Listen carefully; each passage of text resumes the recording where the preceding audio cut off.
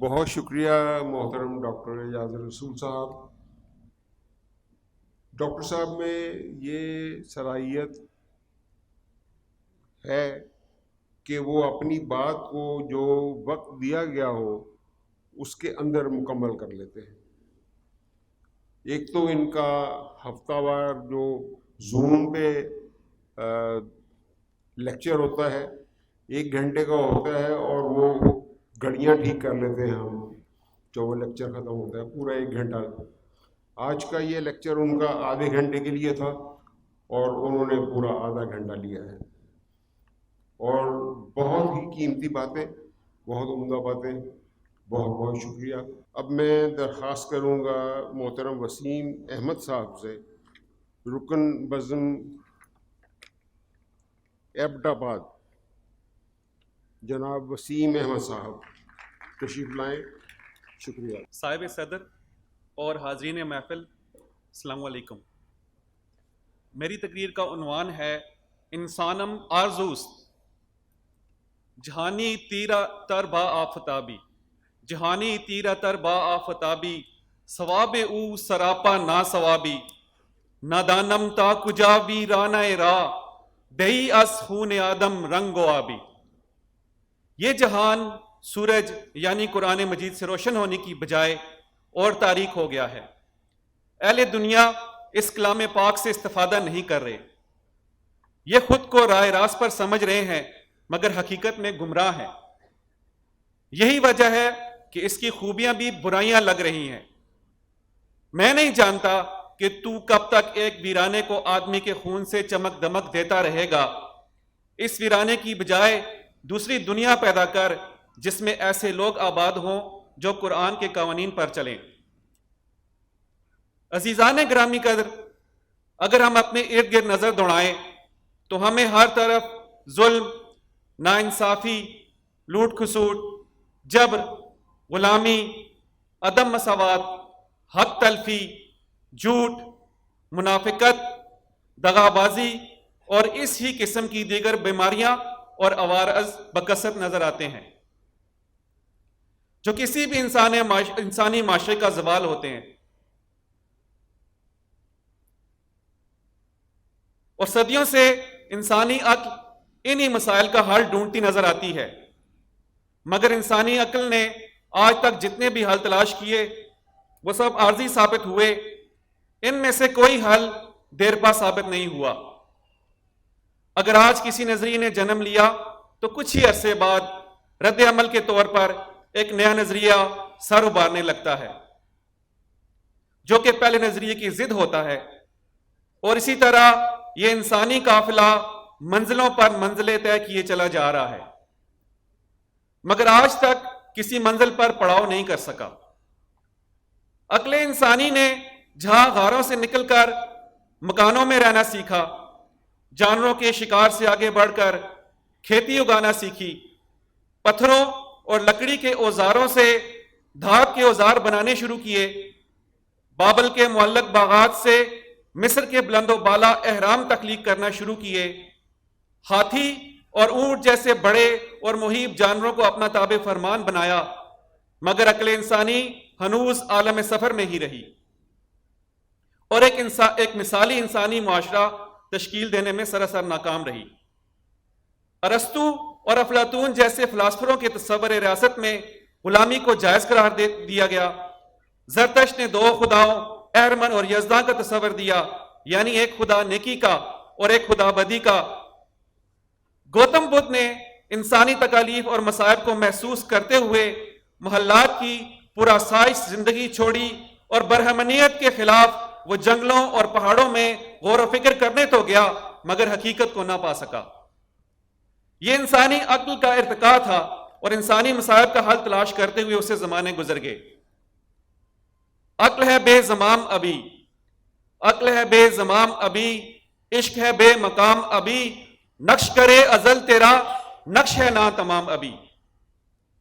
نقش کر کا نقش ابھی نا تمام ہے کیونکہ عقل بے لگام ہے. عشق یعنی وہی کو ابھی تک حضرت آدم نے وہ مقام نہیں دیا جس کی وہ اہل ہے. وہ ہنوز عقل کو ہی اپنا رہنما ہوئے آگے بڑھنے کی جستجو میں ہے، مگر ٹھوکروں پہ ٹھوکریں کھائے چلا جا رہا ہے۔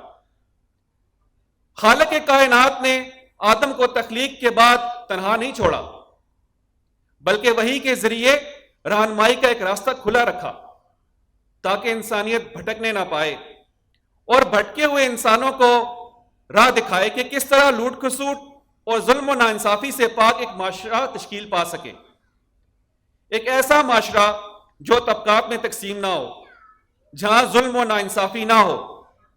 جب عقل انسانی خود کوئی سسٹم یا معاشرہ بنائے گی تو لازماً معاشرے کے طاقتور طبقات ہی مل کر معاشرے کے لیے قواعد و ضوابط یا قوانین بنائیں گے۔ عقل انسانی اگر کوئی بہت زیادہ مثالی معاشرہ تشکیل بھی دے لے تو پھر بھی اس میں سکم موجود رہتے ہیں۔ انسان اپنی نفسیات کے عین مطابق کچھ لوگوں کو اپنے تابع فرمان کر لے گا اور پھر ان لوگوں کی محنت کے محصول کو لوٹ کھسوٹ کر اس پر عیاشی کرے گا۔ انسانی تاریخ اس بات کی گواہ ہے کہ طاقتور انسانی گروہوں نے مجبور اور بے کس لوگوں کا بہت زیادہ استحصال کیا ہے۔ وہی اسی قسم کے استحصالی معاشرے کی راہ میں رکاوٹ ہے، کیونکہ وہ کسی انسان یا انسانی گروہ کو دوسرے انسان یا انسانی گروہوں پر حکومت تو اختیار کا حق نہیں دیتی۔ سورہ بنی اسرائیل آیت نمبر 39، ذالک مما اوحی الیک ربک من الحکمہ ولا تجمع اللہ الہا آخر فتلقی فی جہنم ملوما مدحورا۔ مفہوم اس طرح ہے کہ وہ پرز حکمت امور اخلاقی اقدار ہیں جو تیرے نشو و نما دینے والی کی طرف سے تجھ پر وحی کیے گئے۔ تمہارے لیے زندگی کا بنیادی اصول یہ ہے کہ تم خدا کے سوا کسی کی حاکمیت کو تسلیم نہ کرو، اطاعت اسی کے قوانین کی کرو، اس کے ساتھ کوئی اور صاحب اقتدار ہستی شریک نہ کرو۔ اگر تم ایسا کرو گے، یعنی خدا کے علاوہ کسی اور کو صاحب اقتدار تسلیم کر لو گے، تو اس کا نتیجہ یہ ہوگا کہ تم شرف انسانیت سے گر جاؤ گے اور طرح طرح کی ملامتوں کے ساتھ دھتکارے ہوئے جہنم کی تباہیوں میں جا گرو گے۔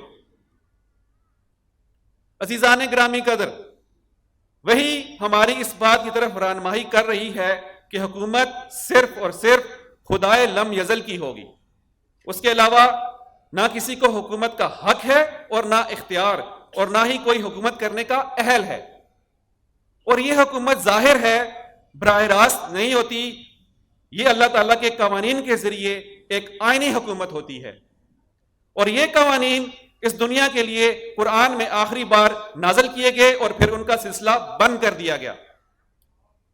اب اگر کوئی مثالی معاشرہ تشکیل دیا جا سکتا ہے تو صرف انہی قوانین کی بنیاد پر ہی تشکیل دیا جا سکتا ہے، مگر صورتحال کچھ اس طرح سے ہے کہ منزل و مقصودی قرآن دیگر است، رسم و آئینی مسلمان دیگر است، یعنی قرآن پاک کی منزل و مقصود اور ہے، مگر آج کل کے مسلمان کا طریقہ اور آئین مختلف ہے۔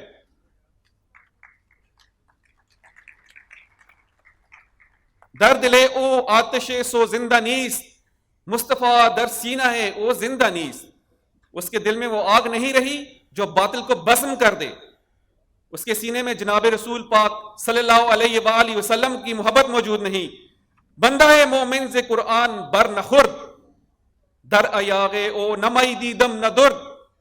یہ مسلمان قرآن سے فائدہ نہیں اٹھاتا، اس کے جام میں نہ شراب ہے نہ تلچھٹ۔ مسلمان قرآن سے فائدہ نہیں اٹھا رہا، اور یہی داستان المناک ہے پوری انسانیت کی کہ ایک کتاب زندہ کو صرف اور صرف اس کے الفاظ دہرانے تک محدود کر لیا ہے، اور اس پر ایسی ملمہ کاری کر دی گئی ہے کہ اب یہ عملاً متروک ہو چکی ہے۔ سورۃ الفرقان آیت نمبر 30، وقال الرسول یا ربی ان قوم اتخذوا ھذا القرآن مہجورا۔ اور رسول کہے گا کہ اے میرے نشو و نما دینے والے، یہی ہے میری وہ قوم جس نے اس قرآن کو اپنے خود ساختہ معتقدات کی رسیوں سے اس طرح جکڑ دیا کہ یہ آزادی سے 2 قدم چلنے کے قابل بھی نہیں رہا تھا۔ انہوں نے اپنے آپ کو اس کے تابع رکھنے کی بجائے اب اسے اپنے مسلوں کو مشرب کے تابع رکھ چھوڑا تھا۔ ہمیں کیا کرنا چاہیے اور ہم اس وقت کیا کر رہے ہیں؟ داستان کو نشستی باب باب، فکر را روشن کنز ام الکتاب۔ کہ تم نے پرانی تاریخ کا ایک ایک باب دھو ڈالا ہے، اب اپنے فکر کو قرآن پاک سے روشن کر۔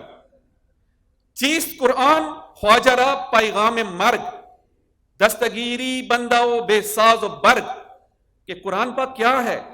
آقا کے لیے موت کا پیغام ہے اور بے سر و سامان بندے کا دستگیر۔ ہیچ خیر از مرد کے زرکش مجو، لن تنالوا البر حتی تنفقوا، کہ دولت کے پجاری سے کسی بھلائی کی امید نہ رکھو۔ قرآن پاک کا ارشاد ہے کہ تم نیکی نہیں پا سکتے جب تک تم اپنی محبوب ترین چیز اللہ تعالیٰ کی راہ میں خرچ نہ کرو۔ انسان کی محبوب ترین چیز اس کی دولت و ثروت ہے، اور اسی محبوب ترین چیز کو ساری مخلوق کے لیے قرآن کھلا رکھنے کا حکم دے رہا ہے، اور چند افراد، چند خاندانوں یا چند گروہوں کی اجارہ داری کو ختم کرنے کا اعلان کر رہا ہے۔ رزق خود را از زمین بردن رواست، ان متاع بندہ و ملکی خداست، کہ رزق کو زمین سے حاصل کرنا جائز ہے، زمین بندے کے لیے فائدہ اٹھانے کی چیز ہے، لیکن ملکیت اللہ تعالیٰ کی ہے۔ زمین بندوں کے لیے فائدہ اٹھانے کی چیز تھی، مگر انسانوں نے اس پر بند لگا کر اسے چند افراد یا گروہوں تک محدود کر دیا۔ سورہ بقرہ آیت نمبر 22، الذی جعل لکم الارض فراشا والسماء بناء وانزل من السماء ماء فاخرج به من الثمرات رزقا لکم فلا تجعلوا للہ اندادا وانتم تعلمون۔ یہ حفاظت تمہیں خدا کے عالمگیر نظام ربوبیت کی روح سے مل سکے گی، جس کے مطابق اس نے تمہارے لیے زمین میں ٹھکانے کا سامان پیدا کر دیا، اوپر فضا میں کرے بکھیر دیے تاکہ بامی کشش و جذب سے اپنی اپنی جگہ برقرار رہیں، پھر ایسا انتظام کر دیا کہ آسمان سے پانی برسے جس سے تمہارے لیے سامان رزق پیدا ہو۔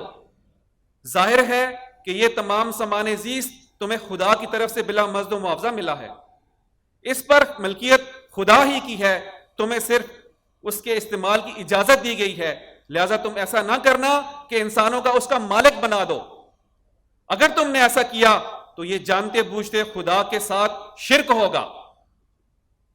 ذرائع پیداوار پر ذاتی ملکیت، خواہ وہ کسی کی ہو، انسانوں کو خدا بنا دینا ہے، انہیں تمام ضرورت مندوں کی ضروریات پورا کرنے کے لیے کھلا رہنا چاہیے۔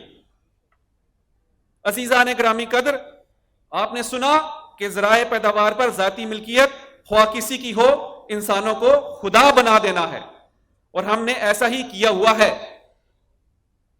دا بڑو بڑو خدایانو دی بندہ کڑم، دا بڑو بڑو خدایانو دی بندہ کڑم، لویا خدایا زبا چاچا تا سجدہ کڑم۔ مجھے چھوٹے چھوٹے خداؤں کا بندہ بنا دیا ہے، اے بڑے خدا میں کس کس کو سجدہ کروں؟ میں سمجھتا ہوں کہ آج جو ہمیں چھوٹے چھوٹے خداؤں کے آگے سجدہ ریز ہونا پڑ رہا ہے، اس کے ذمہ دار ہم ہیں۔ اوپر ہم نے سنا کہ یہ حفاظت تمہیں خدا کے عالمگیر نظام ربوبیت کے روح سے مل سکتی ہے، اور قرآن کے نظام ربوبیت کو سمجھنے کے باوجود بھی ہم لوگوں تک نہ پہنچا سکے۔ ہم میں سے ہر ایک جانتا ہے کہ ہم حق پر ہیں، مگر اس کے باوجود بھی ہم ناکام ہیں۔ اگر مارکس اور اینگلز آج سے 150 سال پہلے اپنی مادی جدلیات اور معاشی سسٹم کو عام لوگوں تک، جو بہت زیادہ پڑھے لکھے بھی نہیں تھے، فیکٹریوں اور کھیتوں میں کام کرنے والے مزدور تھے، ان تک پہنچا سکے تو ہم کیوں نہیں؟ اگر لینن اسی مارکسی فلسفے کی بنیاد پر ایک انقلاب برپا کر سکتا ہے تو عزیزان گرامی قدر ہم کیوں نہیں؟ شاید آج ہمیں بھی ایک لینن کی ضرورت ہے جو نظام ربوبیت کو عملی طور پر نافذ کر سکے۔